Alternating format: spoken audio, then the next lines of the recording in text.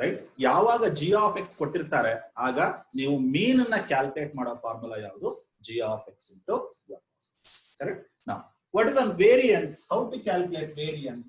Sigma square equals minus infinity to plus infinity g of x minus mu whole square into f of x.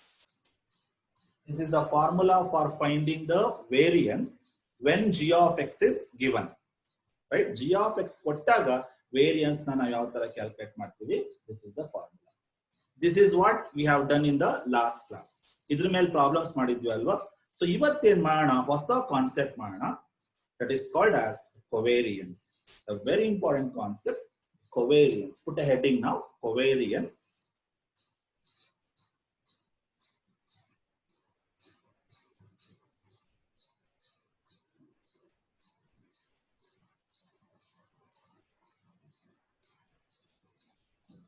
Now put a heading, a new concept, right?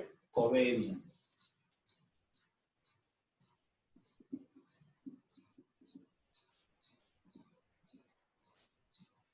The covariance is a concept which comes under discrete probability distribution, not continuous.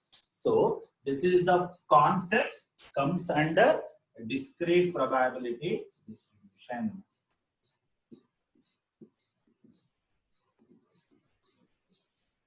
So covariance is a concept which is a part of discrete probability distribution, not continuous. Therefore, we won't see the integration here. We can see only the summation. Right? Now, we ನೋಡ್ತೀವಿ ಇಲ್ಲಿ ಬರೀ summation ಮಾತ್ರ ನೋಡ್ತೀವಿ. Right? Integration ನ ನೋಡಕ್ಕೆ ಸಾಧ್ಯ ಇಲ್ಲ. ಯಾಕೆ ಅಂದ್ರೆ ಇದು ಯಾವ ಅಂಡರ್ ಬರುತ್ತೆ? Discrete probability distribution ಅಂಡರ್ ಅಲ್ಲಿ ಬರುವಂತದ್ದು. Right? ಗೊತ್ತಾಗ್ತಿದ್ಯಾ? ಸೊ ಮೊದಲನೇದು ಏನಿದು? ಮೊದಲನೇ concept, it is comes under discrete probability distribution. Covariance is a concept which comes under discrete probability distribution. Second point, definition. What is the definition of covariance? Covariance is a concept which indicates a strong association between two variables. Right? What is the definition? A strong association. A strong association between two variables x and y. ಎರಡು variable ನಡುವೆ ಒಂದು strong bond, ಎರಡು variable ಗಳ ನಡುವೆ ಎರಡು strong association ಉಂಟಾದ್ರೆ ಅದಕ್ಕೆ ನಾವೇನಂತ ಕರಿತೀವಿ? ಕೊವೇರಿಯನ್ಸ್ ಅಂತ ಹೇಳ್ತೀವಿ. Correlated covariance. ರೈಟ್? ಹಾಗಾದ್ರೆ ಕೊವೇರಿಯನ್ಸ್ ಅಂದ್ರೆ ಏನು? ಎ ಸ್ಟ್ರಾಂಗ್ ಅಸೋಸಿಯೇಷನ್ ಯಾವುದ್ರ ನಡುವೆ? Between X and Y. ಎರಡು ವೇರಿಯಬಲ್ ನಿಮ್ ಕೈಲಿದೆ, ಎಕ್ಸ್ ಮತ್ತೆ ವೈ, ಅವೆರಡರ ನಡುವೆ ಸ್ಟ್ರಾಂಗ್ ಬಾಂಡ್ ಏನಾದ್ರು ಎಸ್ಟಾಬ್ಲಿಷ್ ಆದ್ರೆ ಅದಕ್ಕೆ ನಾವೇನಂತ ಕರಿತೀವಿ? ಕೊವೇರಿಯನ್ಸ್ ಅಂತ ಹೇಳ್ತೀವಿ. ಹಾಗಾದ್ರೆ ಡೆಫಿನೇಷನ್ ಏನು students? A strong association between two variables X and. Right? Definition ಬರ್ಕೋತೀರಾ?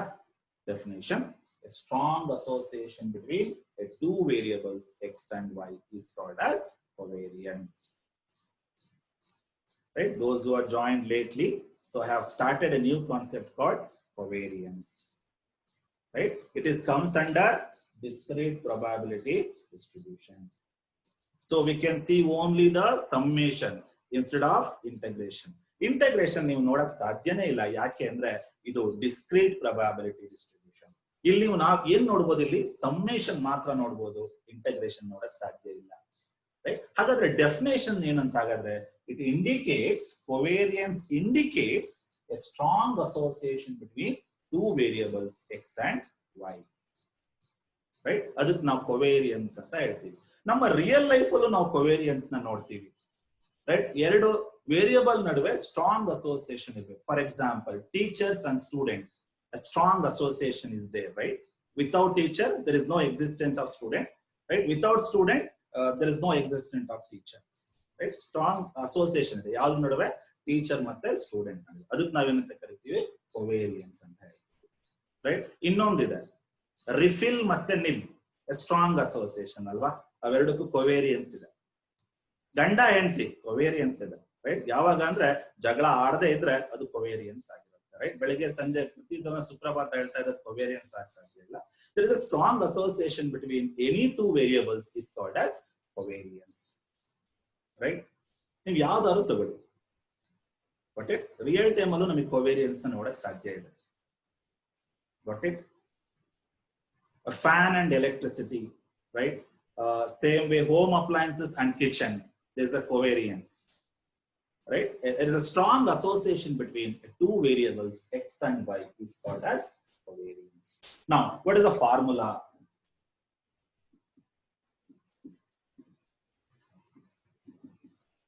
Right. ನಾನು ಹೇಳಿದ್ದೆ ಸ್ಟಾಟಿಸ್ಟಿಕ್ಸ್ ಅಂದ್ರೆ ಮಾತೆತ್ತಿದ್ರೆ ಫಾರ್ಮುಲಾ ಬೇಕೇ ಬೇಕು. ಫಾರ್ಮುಲಾ ಇಲ್ಲದೆ ನಾವೇನು ಮಾಡಕ್ ಸಾಧ್ಯ ಇಲ್ಲ. ಹಾಗಾದ್ರೆ ಕೊವೇರಿಯನ್ಸ್ ನ ಫಾರ್ಮುಲಾ ಏನು ನೋಡ್ತಾ ಹೋಗೋಣ, right. The formula is, I will write here, covariance is indicated by sigma square, ಕೆಳಗಡೆ ಎಕ್ಸ್ ಕಾಮ ವೈ ಬರೀಬೇಕು. This is called as covariance. Covariance are indicated by sigma square. ಕೆಳಗಡೆ ಏನ್ ಬರಿಬೇಕು ಸಣ್ಣದಾಗಿ ಎಕ್ಸ್ ಕಾಮ ವೈ. ಏನ್ X comma Y ಅಂದ್ರೆ ಇಲ್ಲಿ covariance between X and Y ಅಂತ ನೋಡಿ. ಈ ಸಿಂಬಲ್ ನ ಅರ್ಥ ಏನು? Covariance between X and Y ಅಂತ ಹೇಳಿ. Equals E of X comma Y minus E of X Y ಅಂದ್ರೆ ಗೊತ್ತಿದಲ್ವಾ, expectation. Expectation between X and Y minus mu X mu Y. Mu x is nothing but mean with respect to x, mean with respect to y. This is the formula for covariance, right? ನೆನಪಿಟ್ಕೊಳ್ಳೋದು ಹೇಗೆ sir ಅಂತ ಕೇಳಿದ್ರೆ, first ನೀವು ಕೊವೇರಿಯನ್ಸ್ ಅಂದ ತಕ್ಷಣ ತಲೆಗೆ ಬರಬೇಕಾಗಿರೋದೇನೋ variance. Variance ಅಂದ್ರೆ variance ಇಲ್ಲದೆ ಕೊವೇರಿಯನ್ಸ್ ಇಲ್ಲ ಅಲ್ವಾ. ಸೊ ವೇರಿಯನ್ಸ್ ಸಿಂಬಲ್ ಬರಿಬೇಕು. ವೇರಿಯನ್ಸ್ ಸಿಂಬಲ್ ಏನು? Sigma square. ಕೆಳಗಡೆ ಸಣ್ಣದಾಗಿ ಎಕ್ಸ್ ಕಾಮ ವೈ ಬರೆದ್ರೆ ಇದಕ್ಕೆ ನಾವೇನಂತ ಕರಿತೀವಿ? ಕೊವೇರಿಯನ್ಸ್ ಅಂತ ಹೇಳ್ತೀವಿ, right. Equals expectation, right. Expectation ಬೇಕೇ ಬೇಕು, ರೈಟ್. ಯಾವ್ದಾದ್ರು ತಗೊಳ್ಳಿ, ಒಂದು ಕಾಯಿನ್ ನಾನು ಟಾಸ್ ಮಾಡ್ತೀನಿ ಅಂದ್ರೆ ಎಕ್ಸ್ಪೆಕ್ಟೇಷನ್ ಬೇಕು. ಟೈಲ್ ಬೀಳುತ್ತೋ ಹೆಡ್ ಬೀಳುತ್ತೋ ಒಂದು ಎಕ್ಸ್ಪೆಕ್ಟೇಷನ್ ಇರುತ್ತಲ್ವಾ. ಸೊ ಅದು E of X comma. Expectations are called as E of X. Next mu X mu Y ಅಂದ್ರೆ ಏನು? ಮ್ಯೂ ಎಕ್ಸ್ ಅಂದ್ರೆ mean with respect to X ಅಂತ. ಮ್ಯೂ ವೈ ಅಂದ್ರೆ mean with respect to Y, right. ಹಾಗಾದ್ರೆ covariance ಅಲ್ಲಿ ನೀವು ಎರಡು component ನ ನೆನಪಿಟ್ಕೊಳ್ಳೇಬೇಕು. ಒಂದು ಎಕ್ಸ್ಪೆಕ್ಟೇಷನ್, ಇನ್ನೊಂದು ಮೀನ್, ರೈಟ್. ಎಕ್ಸ್ಪೆಕ್ಟೇಷನ್ ತಗೊಳ್ಳಿ. ಫಾರ್ ಎಕ್ಸಾಂಪಲ್, ಟೀಚರ್ ಮತ್ತೆ ಸ್ಟೂಡೆಂಟ್ ನಡುವೆ ಒಂದು ಎಕ್ಸ್ಪೆಕ್ಟೇಷನ್ ಇರುತ್ತೆ. ಏನದು ಎಕ್ಸ್ಪೆಕ್ಟೇಷನ್ ನೋಡಿ? ನನಗೆ ಒಳ್ಳೆ ರಿಸಲ್ಟ್ ಬರಬೇಕು ಅಂತ ನಾನು ಎಕ್ಸ್ಪೆಕ್ಟ್ ಮಾಡ್ತೀನಿ. ಅದೇ ತರ ನೀವು ಓದ್ತೀರಾ, ನೀವು ಬರೀತೀರಾ, ಬರುತ್ತೆ ಬಿಡುತ್ತೆ ಸೆಕೆಂಡರಿ, ಎಕ್ಸ್ಪೆಕ್ಟೇಷನ್ ಇರುತ್ತಲ್ವಾ. ಅದೇ ತರನೇ ಸ್ಟೂಡೆಂಟ್ ನೀವೇನ್ ಎಕ್ಸ್ಪೆಕ್ಟ್ ಮಾಡ್ತೀರಾ? ಟೀಚರ್ ಕರೆಕ್ಟ್ ಆಗಿ ಪಾಠ ಮಾಡಬೇಕು ಅಂತ ಎಕ್ಸ್ಪೆಕ್ಟ್ ಮಾಡ್ತೀರಾ, ರೈಟ್. ಸೊ ಅದಕ್ಕೆ ನಾವೇನಂತ ಕರಿತೀವಿ? ಈ ಎರಡು ವೇರಿಯೇಬಲ್ ಬೇಕಲ್ವಾ ಇಲ್ಲಿ, ಒಂದು ಸ್ಟೂಡೆಂಟ್ ಇನ್ನೊಂದು teacher. X comma minus mean with respect to X, mean with respect to Y. Okay, now this is what your expectation, right? This is what? Mean with respect to y. Mean with respect to y. X. This is x. This is what? Mean with respect to y. ಬರ್ಕೋತೀರಾ ಈ ತರ ಕೆಳಗಡೆ ಬರ್ಕೊಳ್ಳಿ, ಅರ್ಥ ಆಗುತ್ತೆ exam time ಅಲ್ಲಿ. Definition: strong association between a variable x and y. Right. Exam ಅಲ್ಲಿ ಕೆಲಸದಲ್ಲಿ ಕೇಳ್ತಾನೆ ಡಿಫೈನ್ ಕೊವೇರಿಯನ್ಸ್ ಅಂತ ಕೇಳ್ಬೋದು 1 ಮಾರ್ಕ್ಸ್ ಗೆ, ರೈಟ್. ನೆನ್ಪಿಟ್ಕೊಳ್ಳಿ. ಫಾರ್ಮುಲಾ ನೋಡಿ, ಇನ್ನೂ ಫಾರ್ಮುಲಾ ಇದೆ.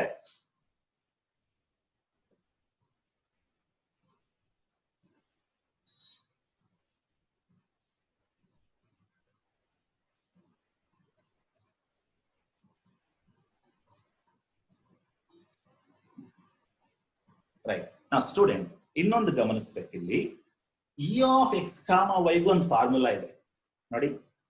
ಇ ಆಫ್ ಎಕ್ಸ್ ಕಾಮ ವೈಗೂ ಒಂದು ಫಾರ್ಮುಲಾ ಇದೆ. ಮ್ಯೂ ಎಕ್ಸ್ ಮತ್ತೆ ಮ್ಯೂ ವೈ ಅದಕ್ಕೂ ಒಂದು ಫಾರ್ಮುಲಾ ಇದೆ. ಹಾಗಾದ್ರೆ ಅದಕ್ಕೂ ಫಾರ್ಮುಲಾ ಬರೆಯೋಣ. So E of X comma Y formula is E of x comma y formula is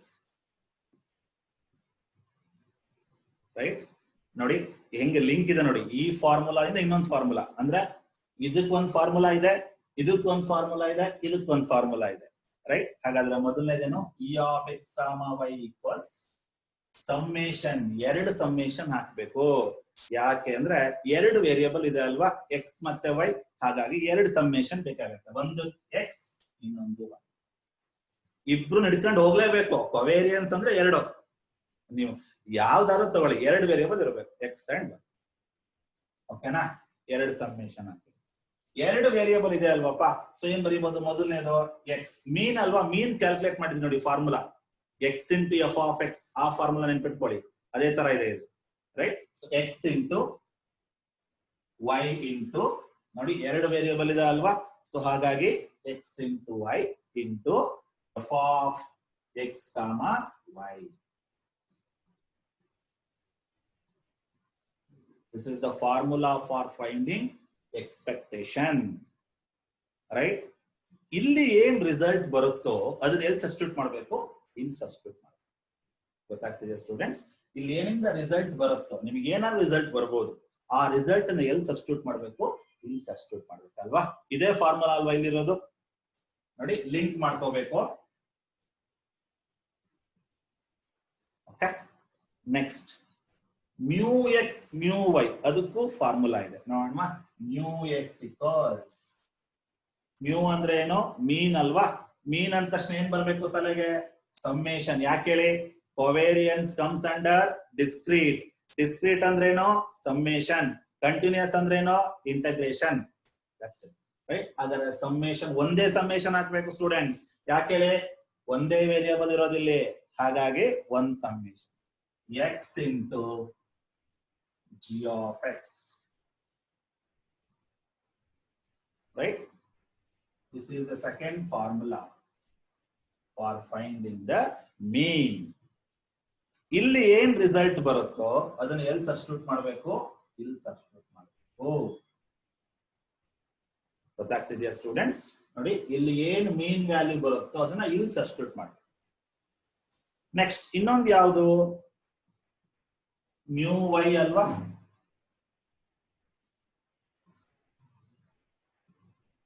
right, ಇನ್ನೊಂದು ಫಾರ್ಮುಲಾ ನೋಡಿ, ಮ್ಯೂ ವೈ. ಮ್ಯೂ ವೈ ಅಂದ್ರ mean with respect to Y ಅಂತ ಹೇಳಿ, ರೈಟ್. ಸೊ ಸಮ್ಮೇಶನ್ ಆಫ್, ಎಷ್ಟು variable ಇದೆ ಇಲ್ಲಿ, ಒಂದೇ variable ಇರೋದಲ್ವಾ, so ಹಾಗಾಗಿ ಒಂದೇ ಸಮ್ಮೇಶನ್ ಬರುತ್ತೆ. Summation of Y into H of Y, right. Variable ನೋಡಿ ಚೇಂಜ್ ಇದೆ ಅಲ್ವಾ, ಇಲ್ಲಿ ಎಕ್ಸ್ ಇದೆ, ಇಲ್ಲಿ ವೈ ಇದೆ. ಇಲ್ಲಿ ಫಂಕ್ಷನ್ ನೋಡಿ ಜಿ ಆಫ್ ಎಕ್ಸ್ ಇದೆ, ಇಲ್ಲಿ ಹೆಚ್ ಆಫ್ ವೈ ಇದೆ. ಸರ್ ಯಾಕೆ ಎರಡೆರಡು ಫಂಕ್ಷನ್ ಸಪರೇಟ್ ಆಗಿ ತಗೊಂಡಿದ್ದೀರಾ ಅಂದ್ರೆ, ನೋಡಿ ಇದೇ ಬೇರೆ ಇದೇ ಬೇರೆ ಯಾಕೆ ತಗೊಂಡೆ ಅಂದ್ರೆ, ನಂಗೆ ಡಿಫ್ರೆನ್ಸ್ ಬೇಕಲ್ವಾ. Mu with respect to X ಅಂದ್ರೆ ಬೇರೆ, mu with respect to Y ಅಂದ್ರೆ ಬೇರೆ. ಆ ಡಿಫ್ರೆನ್ಶಿಯೇಟ್ ಮಾಡೋಕ್ಕೋಸ್ಕರ ನಾ ಏನ್ ಮಾಡಿದೀನಿ, ಎರಡು ಸಪರೇಟ್ ಫಂಕ್ಷನ್ ತಗೊಂಡಿದ್ದೀನಿ, ಜಿ ಆಫ್ ಎಕ್ಸ್ ಮತ್ತೆ ಹೆಚ್ ಆಫ್ ವೈ ಅಂತ. ಇಲ್ಲಾಂದ್ರೆ ನೀವು ಇಲ್ಲೂ ಜಿ ಆಫ್ ಎಕ್ಸ್ ತಗೋಬಹುದು, ಜಿ ಆಫ್ ವೈ ತಗೋಬಹುದು ಇಲ್ಲೂ, ಬಟ್ ಏನಾಗುತ್ತೆ ಡಿಫ್ರೆನ್ಸ್ ಗೊತ್ತಾಗಲ್ಲ. ಇಲ್ಲೂ ನೀವು ಜಿ ಆಫ್ ವೈ ತಗೋಬಹುದು, ರೈಟ್. ಬಟ್ ಬೇಡ, ಇನ್ನೊಂದು ವೇರಿಯಬಲ್ ತಗೋಣ, H of Y.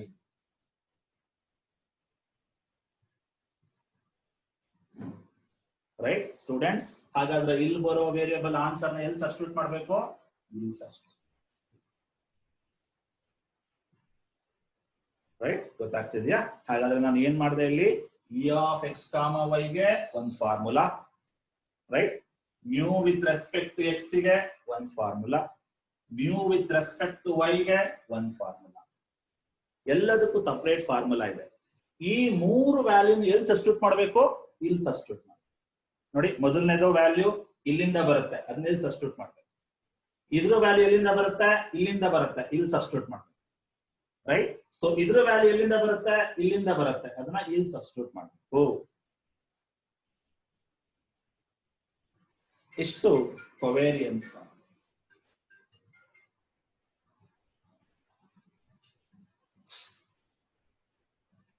Right, formula ಬರ್ಕೋತೀರಾ ನೀಟಾಗಿ, ಆರೋ ಮಾರ್ಕ್ ಹಾಕೊಳ್ಳಿ, ಗೊತ್ತಾಗಲ್ಲ.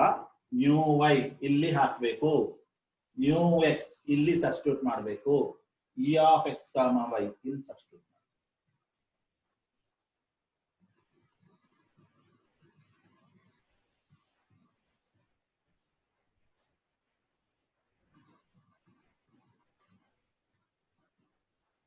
Two variables are there here.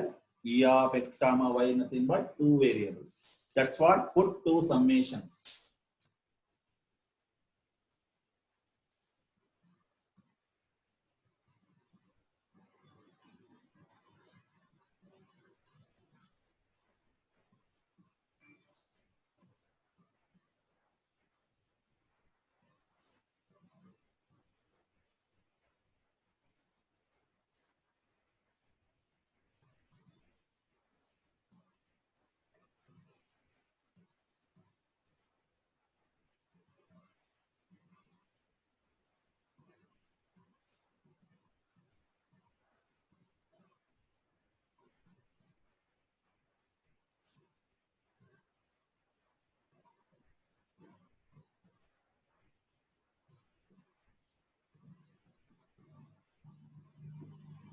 Okay, so this is about formulas, right?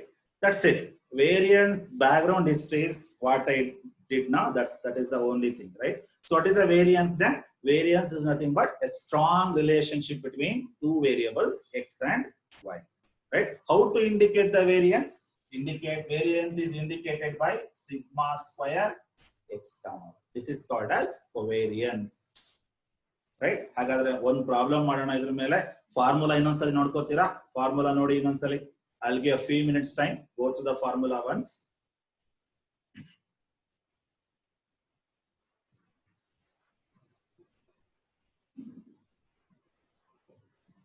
Go through the formula once.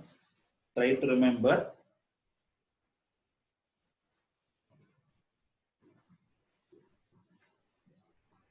Today I will do only one problem. That's it. Somewhat lengthy, but it is very easy, right? Only substitution part. That's it.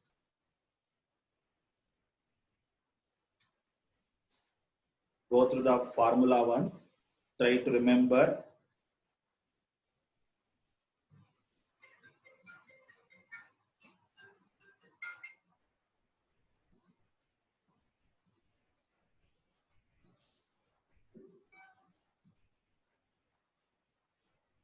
Okay, take the first problem on covariance. First problem, right? The number of blue refills. First problem on covariance. The number of blue refills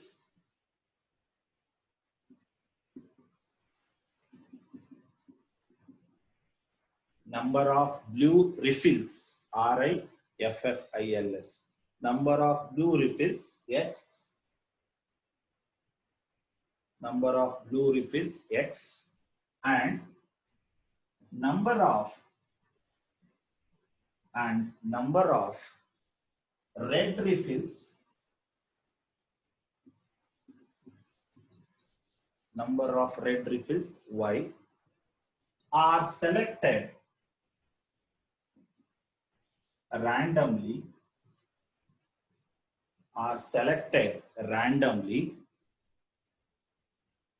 from the box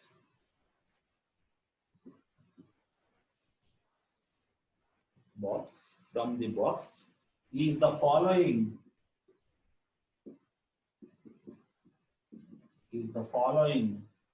joint probability distribution.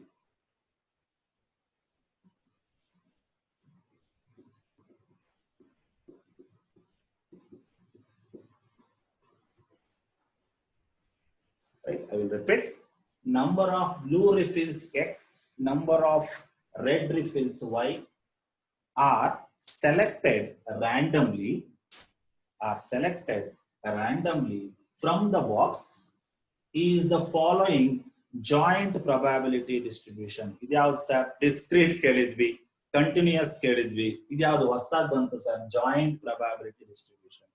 Joint probability distribution is nothing but a combination of g of x and h of y. ನೋಡಿ formula ನೋಡಿ, formula ಏನ್ ಬರ್ಸಿದೀನಿ ನೋಡಿ. ಅದರಲ್ಲಿ mean with respect to X, mean with respect to Y check ಮಾಡಿ. Formula ಅದ್ರಲ್ಲಿ ಏನ್ use ಮಾಡಿದ್ರೆ ನೋಡಿ. Mean with respect to X ಅಲ್ಲಿ ಜಿ ಆಫ್ ಎಕ್ಸ್ ಯೂಸ್ ಮಾಡಿದಿರಾ, mean with respect to Y ಅಲ್ಲಿ ಎಚ್ ಆಫ್ ವೈ ಯೂಸ್ ಮಾಡಿದಿರಲ್ವಾ. ಇವೆರಡರ ಕಾಂಬಿನೇಷನ್ ನಾವೇನಂತ ಕರಿತೀವಿ? ಜಾಯಿಂಟ್ ಪ್ರೊಬಬಿಲಿಟಿ ಡಿಸ್ಟ್ರಿಬ್ಯೂಷನ್ ಅಂತ ಕರಿತೀವಿ.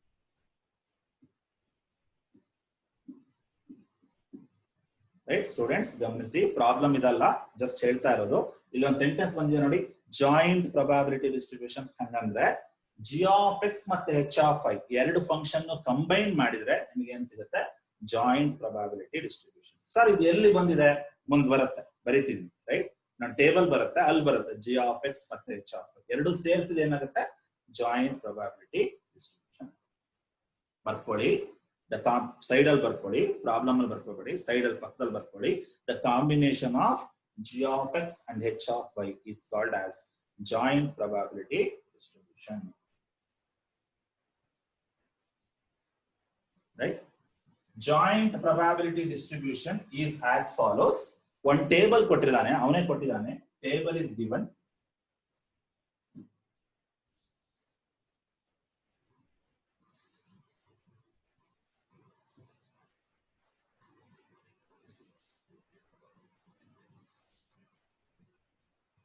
ಒಂದು ಟೇಬಲ್ ಅವನೇ ಕೊಟ್ಟಿದ್ದಾನೆ, ಕ್ವಶನ್ ನಲ್ಲೇ ಕೊಟ್ಟಿರೋದು. ಈ ಟೇಬಲ್ ನಾವೇನಂತ ಕರಿತೀವಿ? ಜಾಯಿಂಟ್ ಪ್ರೊಬಾಬಿಲಿಟಿ ಡಿಸ್ಟ್ರಿಬ್ಯೂಷನ್ ಅಂತ ಕರಿತೀವಿ. Right, first one F of X comma Y 0 1 2 h of y 0 1 2 h of y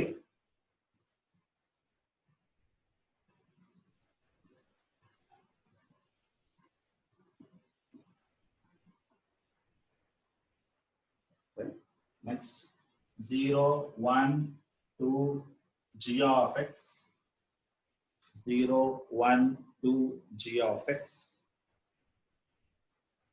3 by 28 9 by 28 students ಹೆದರಬೇಡಿ, easy ಇದೆ. ರೈಟ್, ಓನ್ಲಿ ಸಬ್ಸ್ಟಿಟ್ಯೂಷನ್ ಅಷ್ಟೇನೆ. Right, 3 by 28 9 by 28 3 by 28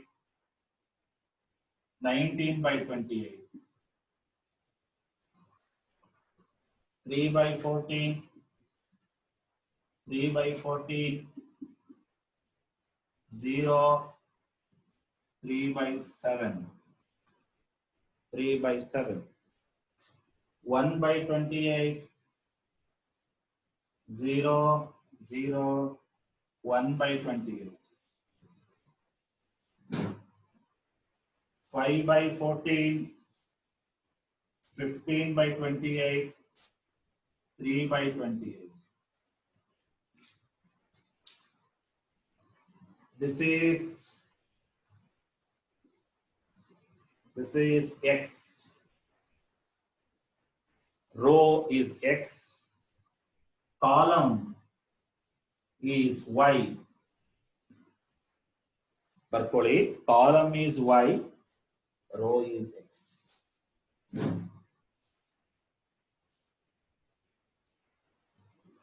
Find covariance between two variables x and y. Question ದೊಡ್ಡಕ್ಕಿದೆ, lengthy ಇದೆ, ಆದ್ರೆ problem lengthy ಇದೆ, but easy ಇದೆ. Substitution ಅಷ್ಟೇ, formula ಗೊತ್ತಿದ್ರೆ substitution ಅಷ್ಟೇ, ಮತ್ತೇನೂ ಇಲ್ಲ. ಫಾರ್ಮುಲಾ ಕರೆಕ್ಟ್ ಆಗಿ ನೆನ್ಪಿಟ್ಕೋಬೇಕು. ಓಕೆ, ಇಲ್ಲಿ ಕತೆ ಹೇಳ್ಬಿಡ್ತೀನಿ. ರೈಟ್, ಕತೆ ಏನು ಅಂದ್ರೆ, ಒಂದು ಬಾಕ್ಸ್ ಅಲ್ಲಿ ರೆಡ್ ರಿಫಿಲ್ ಇದೆ, ಅದಕ್ಕೆ ನಾವು y ಅಂತ ಕರ್ಕೊಂಡಿದೀವಿ. ಇನ್ನೊಂದು ಬ್ಲೂ ರಿಫಿಲ್ ಇದೆ, ಅದಕ್ಕೆ ನಾವು x ಅಂತ ಕರ್ಕೊಂಡಿದೀನಿ. ಆ ಬ್ಲೂ ರಿಫಿಲ್ ಮತ್ತೆ ರೆಡ್ ರಿಫಿಲ್ ನ ಸುಮ್ನೆ ಕೂರಕ್ಕಾಗದೆ ಬಾಕ್ಸ್ ಇಂದ ತೆಗಿತಾ ಇದೀನಿ. ಸುಮ್ನೆ ಕೂರಕ್ಕಾಗದೆ ಅಂತ ಇರಲಿಲ್ಲ. ರೈಟ್, ಬಟ್ ನಾ ಹೇಳ್ತಾ ಇರೋದು ಸುಮ್ನೆ ಕೂರಕ್ಕಾಗದೆ ಏನ್ ಮಾಡ್ತೀನಿ, x ಅನ್ನೋ ರೆಡ್ ರಿಫಿಲ್, y ಅನ್ನೋ ಬ್ಲೂ ರಿಫಿಲ್ ನ ತಗೋತೀನಿ. ಎಲ್ಲಿಂದ? ಬಾಕ್ಸ್ ಇಂದ. ನೋಡಿ, ಫ್ರಮ್ ದ ಬಾಕ್ಸ್. ಆ ರೆಡ್ ರಿಫಿಲ್ ಮತ್ತೆ ಬ್ಲೂ ರಿಫಿಲ್ ನ ಜಾಯಿಂಟ್ ಪ್ರೊಬಾಬಿಲಿಟಿ ಡಿಸ್ಟ್ರಿಬ್ಯೂಷನ್ ಕೊಟ್ಟಿದ್ದಾನೆ. ನೋಡಿ, ಎರಡು ಜಾಯಿಂಟ್ ಅಲ್ವಾ, ಯಾವ್ದೋ ಒಂದು ರೆಡ್ ರಿಫಿಲ್, ಇನ್ನೊಂದು ಬ್ಲೂ ರಿಫಿಲ್, ಅವೆರಡನ್ನು ಜಾಯಿನ್ ಮಾಡ್ತಾ ಇದೀನಲ್ವಾ. ಸೊ ಅದಕ್ಕೋಸ್ಕರ joint probability distribution. Right, table ನ ಕರೆಕ್ಟ್ ಆಗಿ ಗಮನಿಸಿ. ಇದು F of X comma Y, values are 0 1 2. This is G of X. g of x values ಯಾವ್ಯಾವ್ದಿದೆ ನೋಡಿ, 5 by 14 15 by 28 3 by 28. These are the g of x values. Next, h of y values ನೋಡಿ, h of y values are 19 by 28 3 by 7 1 by 28. Column values are 0, 1. Correct ಆಗಿ question ಬರ್ಕೋಬೇಕು. ಇಲ್ಲೊಂದು ಚೂರು ತಪ್ಪಾದ್ರೂ ನಿಮಗೆ ಅರ್ಥ ಆಗಲ್ಲ. Question ಅನ್ನ correct ಆಗಿ ಬರ್ಕೊಳ್ಳಿ. ಕೊನೆಗೆ ಏನ್ ಕೇಳಿದಾನೆ ನೋಡಿ, find covariance. This is important. ಏನ್ ಕೇಳ್ತಾ ಇದ್ದಾನೆ, find covariance between two variables X and Y. Students question ಅನ್ನ ಕರೆಕ್ಟ್ ಆಗಿ ಬರ್ಕೊಳ್ಳಿ. This is X, this is Y.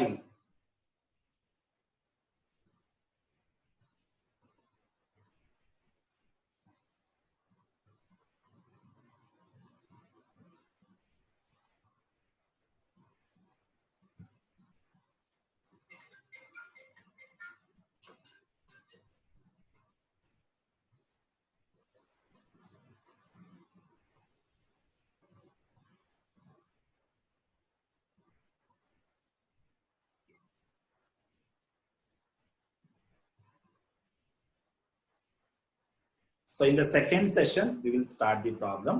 Okay, I'm running out of the time. I hope all should join. Second session is tumba important. ಯಾಕೆಂದ್ರೆ ಈ problem ಗೆ solution ಮಾಡ್ತಾ ಹೋಗೋಣ. ಏನ್ ಕೇಳಿದಾನೆ, find ಕೊವೇರಿಯನ್ಸ್.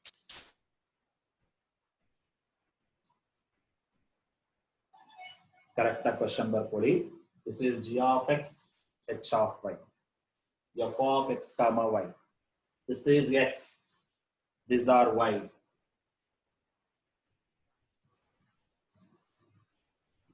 This is 1 by 28, 19 by 28.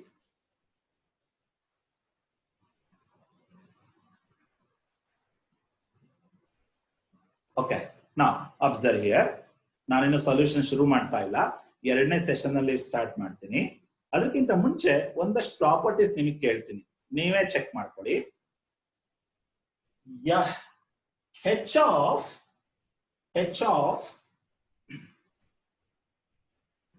not h of g of 1 and 2 value ಯಾವ್ದು ಬರುತ್ತೆ ನೋಡಿ.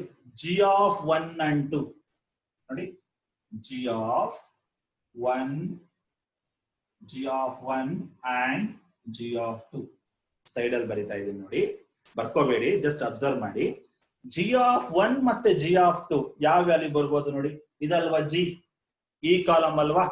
g of 1 ಅಂದ್ರೆ ಯಾವುದು, x. g of x ಅಲ್ವಾ, x ಇಲ್ಲಿದೆ ನೋಡಿ. g of 1 ವ್ಯಾಲ್ಯೂ ಈಸ್ ನೋಡಿ, ನನ್ನ ಕೈ ಬೆರಳು ಗಮನಿಸಿ.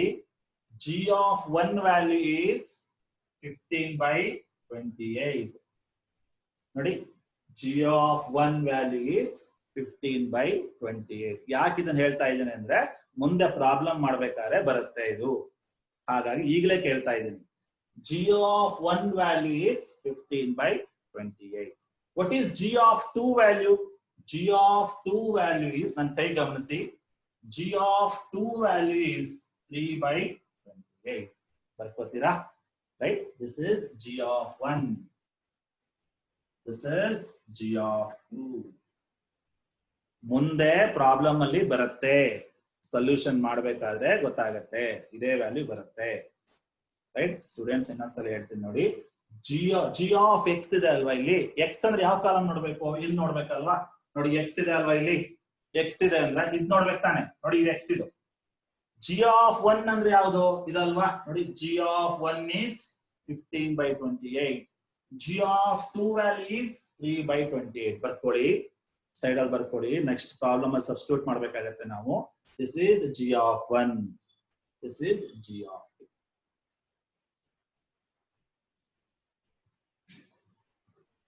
ನೆಕ್ಸ್ಟ್ ನೋಡಿ, h of 1 ಮತ್ತೆ h of 2 ಹೇಳ್ತೀರಾ ಯಾವ್ಯಾವ್ದು ಬರುತ್ತೆ ಅಂತ. h of 1, h of 2. h of ಅಂದ್ರೆ ಈ ಕಾಲಮ್ ಅಲ್ವಾ. h of 1 y ಇದೆ ನೋಡಿ, ಇಲ್ಲಿ y ಇದೆ. h of 1 ಅಂದ್ರೆ ಯಾವ್ದು ಬರುತ್ತೆ ನೋಡಿ, h of 1, right? So this is h of 1 ಅಲ್ವಾ ನೋಡಿ. This is h of 1. Correct ಆಗಿ ಗಮನಿಸಿ. This is h of ನೋಡಿ, h of y ಇದೆ ಅಲ್ವಾ. y ಅಂದ್ರೆ ಯಾವ ಕಾಲಮ್ ನೋಡ್ಬೇಕು, ಈ ಕಾಲಮ್ ಅಲ್ವಾ. h of 1 ಅಂದ್ರೆ ಯಾವ್ದು, ಇದೆ ಅಲ್ವಾ ನೋಡಿ. h of 1 is 3 by 7. Students ಇನ್ನೊಂದ್ಸಲ ಹೇಳ್ತೀನಿ ನೋಡಿ. h of y ಇದೆ, ನನಗೆ ಏನ್ ಬೇಕು ವ್ಯಾಲ್ಯೂ, h of 1 ಬೇಕು. ಯಾವ ಕಾಲಮ್ ನೋಡ್ಬೇಕು, y ಅಂದ್ರೆ ಈ ಕಾಲಮ್ ಅಲ್ವಾ. ಸೊ h of 1 ಅಂದ್ರೆ 3 by 7. ಬರ್ಕೋತೀರಾ, h of 1 value is 3 by 7. h of 2 value is 1 by 28. ನೋಡಿ h of 2 ಹೆಂಗಾಯ್ತು ನೋಡಿ ಈ ಕಾಲಮ್ ನೋಡ್ಬೇಕು ತಾನೆ h of 2 ಅಂದ್ರೆ 2 ಅಂದ್ರೆ y ತಾನೆ y ವ್ಯಾಲ್ಯೂ ಇಲ್ಲಿ ಬದಲು ನೋಡ್ಬೇಕು y value 2 h of 2 is 1 by 28 right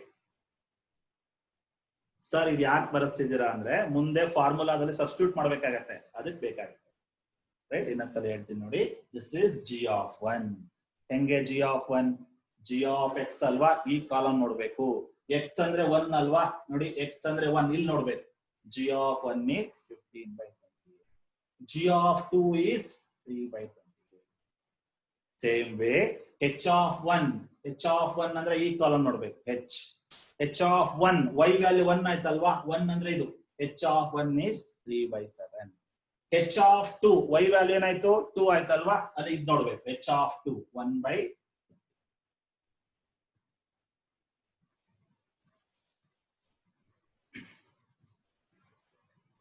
next f of 1 comma 1 ಅಂದ್ರೆ ಯಾವ್ದು ಬರುತ್ತೆ ಹೇಳ್ತೀರಾ ನೋಡೋಣ f ಇಲ್ಲಿದೆ ನೋಡಿ f of 1 comma 1 f of 1 comma 1 ಅಂದ್ರೆ ಯಾವ್ದು ಹೇಳಿ ನೋಡಿ f of 1 comma 1 ಕರೆಕ್ಟ್ ಆಗಿ ಗಮನಿಸಿ f of 1 comma 1 ಅಂದ್ರೆ ಇದಲ್ವಾ f of 1 comma 1 value is 3 by 14 ಬರ್ಕೊತೀರಾ this is f of 1 comma 1 value ಹೆಂಗಾಗತ್ತೆ ನೋಡಿ ಇನ್ನೊಂದ್ಸಲಿ f of 1 comma 1 f of 1 comma 1 value is 3 14 f of 1 comma 2 is 0 f of 0 comma 0 is 3 by 14 next column f of 2 comma 0 is 1 by 28 f of 2 comma 1 is 0 f of 2 comma 2 is 0 right ಇನ್ನೊಂದ್ಸರಿ ಹೇಳ್ತೀನಿ ನೋಡಿ f of 0 comma 0 is 3 by 28 f of 0 comma 1 is 9 by 28 f of 0 comma 2 is 3 by 28 f of 1 comma 0 is 3 by 14 f of 1 comma 1 is 3 by 14 f of 1 comma 2 is 0 next f of 2 comma 0 is 1 by 28 f of 2 comma 1 is 0 f of 2 comma 2 is 0 f of 2 comma that's it next that's it this is g of x column this is h of y column ಇಷ್ಟು ಗೊತ್ತಿದ್ರೆ ನೀವು ಆರಾಮಾಗಿ problem ಮಾಡಬಹುದು formula ಹಾಕಿ substitute ಮಾಡಿ ಅಷ್ಟೇ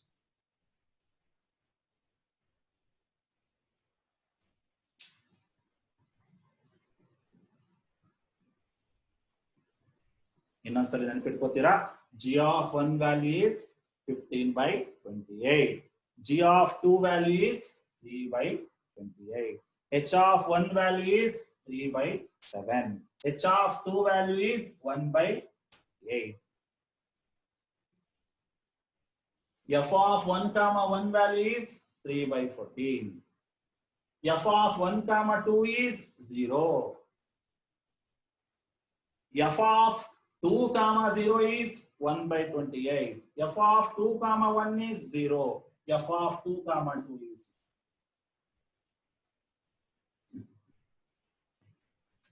okay so I'm running out of the time I will send you the link we'll do the problem ಏನನ್ನು calculate ಮಾಡಬೇಕು covariance find covariance formula ಗೊತ್ತಿದೆ ಅಲ್ವಾ ಅದನ್ನ ಹಾಕೊಂಡು ಸಬ್ಸ್ಟಿಟ್ಯೂಟ್ ಮಾಡ್ಕೊಂಡು ಸೊಲ್ಯೂಷನ್ ಕಂಡುಹಿಡಿಯೋಣ right so please join again we'll solve this problem ನೆನಪಿಟ್ಕೋತೀರಾ students h of 1 h of 2 values g of 1 g of 2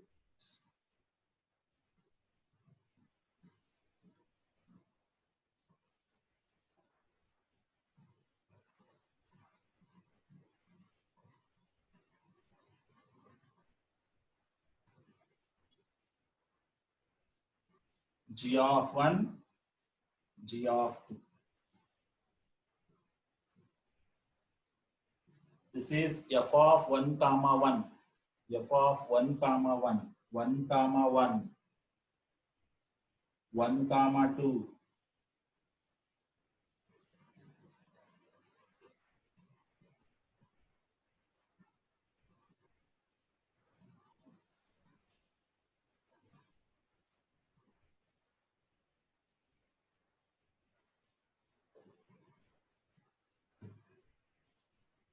Please be joined. I am sending the link again. We'll solve the problem. ದಯವಿಟ್ಟು miss ಮಾಡಬೇಡಿ. 22 members ಇದ್ರಿ, 22 members ಇರಿ, ಯಾಕೆಂದ್ರೆ ತುಂಬಾ important problem ಇದು. Thank you so much. Will join again.